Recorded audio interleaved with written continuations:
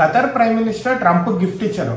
Gift అంటే ఇట్లాంటి gift కాదు, చాలా ఖరీదైన గిఫ్ట్.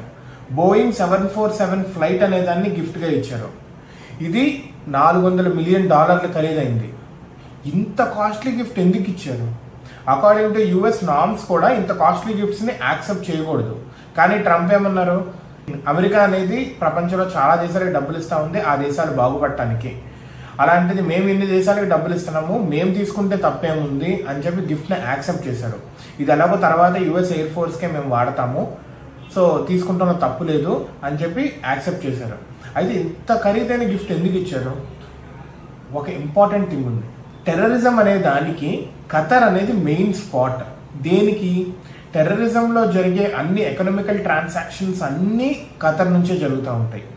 అయితే ట్రంప్కి గిఫ్ట్ ఇవ్వడం వల్ల ఏంటి, ఒక రకంగా ఒక మెసేజ్ ఇచ్చినట్టు ఏమని,